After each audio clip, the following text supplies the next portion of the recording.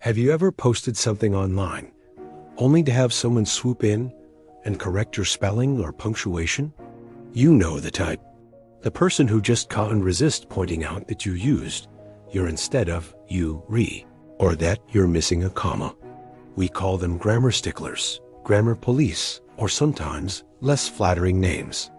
But have you ever wondered what's really going on inside their heads? Is it just about being helpful? Or is there something deeper at play? Today, we re-diving into the fascinating psychology behind why some people just can't let a grammatical error slide. First, let's get one thing straight. Language is a tool for communication. As long as the message is understood, does perfect grammar really matter? Well, for some people, it absolutely does. And the reasons are more complex than you might think. A study published in the journal PLOS One a few years ago shed some light on this. Researchers had participants read email responses to an ad for a housemate. Some of the emails were grammatically perfect, while others contained either typos, like simple spelling mistakes, or what are called grammos, errors where a word is used incorrectly, like there instead of there. The participants then had to rate the sender on various personality traits. The results were fascinating. People who were bothered by the errors tended to rate the sender as less intelligent, less trustworthy, and overall, less desirable as a housemate. But here is the interesting part. The personality of the person doing the rating played a huge role. The study found that introverts were more likely to be bothered by grammatical errors than extroverts. Why? The researchers speculate that introverts might be more sensitive to variations and nuances in language, and more attuned to the social norms that govern it. Extroverts, on the other hand, might be more focused on the overall social interaction and less on the nitty-gritty details of how the message is constructed. But it's not just about introversion. Another key personality trait that came into play was agreeableness. People who scored lower on agreeableness, meaning they might be less warm, sympathetic, or cooperative, were more likely to judge the sender harshly for their mistakes. This suggests that for some grammar sticklers, the correction isn't just about the rules. It's a reflection of their own personality. They might be more critical in general, and grammatical errors are just an easy target for that criticism.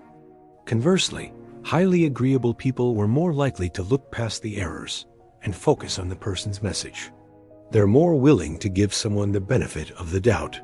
So, we have introversion and low agreeableness as potential factors. But there's another piece to this puzzle: conscientiousness. Conscientious individuals are typically organized, detail-oriented, and diligent. They like rules and order. For them, grammar isn't just a set of arbitrary rules, it's a system. A system that, when followed, creates clarity and precision. When they see a grammatical error, it can feel like a disruption to that order, almost like a wrong note in a piece of music. It just sounds off.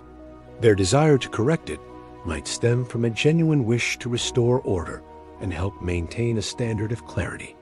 They believe that upholding these standards is important for effective communication for everyone. Now, let's talk about status and intelligence.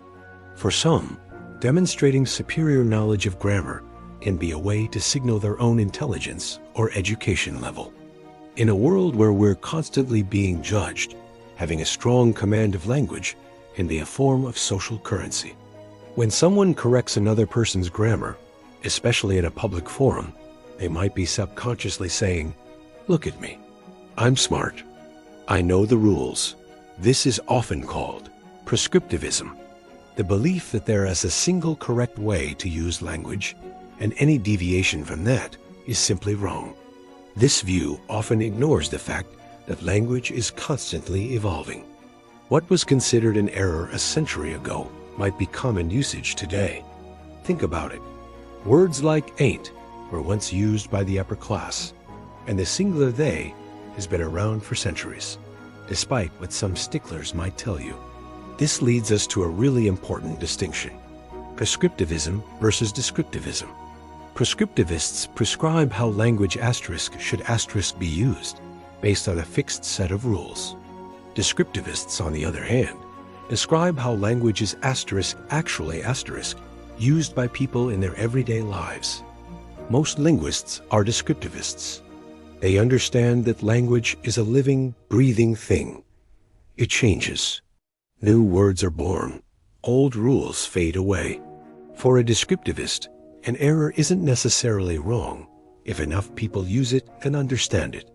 It's just a feature of a particular dialect or a sign of language in transition. A grammar stickler is almost always a prescriptivist. They see the rules of grammar as sacred and unchanging. This can sometimes put them at odds with how language naturally works. But is there ever a good time to correct someone's grammar? The context is everything. If you're a teacher editing a student's paper or a professional proofreader, then yes, that's literally your job. The goal is to help someone improve their formal writing. But correcting a casual text message from a friend or a comment on social media, that can often come across as pedantic, condescending, and just plain rude. It can shut down conversation and make people feel self-conscious about expressing themselves. Think about the intent. Is your correction genuinely meant to be helpful? Or is it about making yourself feel superior? Psychologists also talk about something called the empathy gap. It's our tendency to underestimate how someone else is feeling. A grammar stickler might not realize how embarrassing or frustrating it can be to be publicly corrected.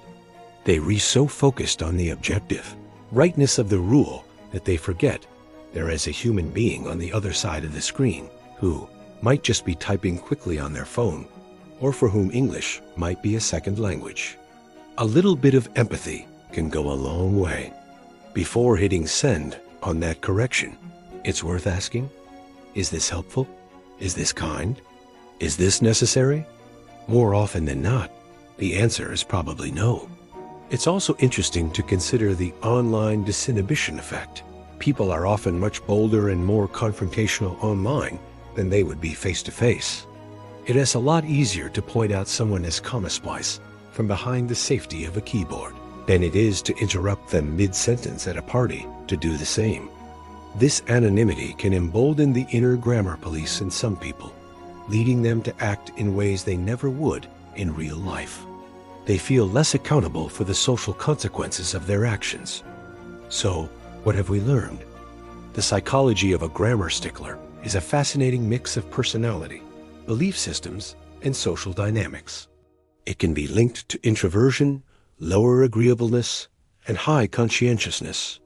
It can be a way of signaling intelligence, a desire for order, or an expression of a prescriptivist worldview. And sometimes, it's just plain rudeness amplified by the anonymity of the internet. The next time you feel that urge to correct someone's there, or there, maybe take a moment to pause. Consider why you're doing it. Is it to genuinely help? Or is it to satisfy a part of your own personality? And if you're on the receiving end of a correction, try not to take it too personally. Remember that it often says more about the person doing the correcting than it does about you. Language is a beautiful, messy, evolving human creation. It's a tool for connection.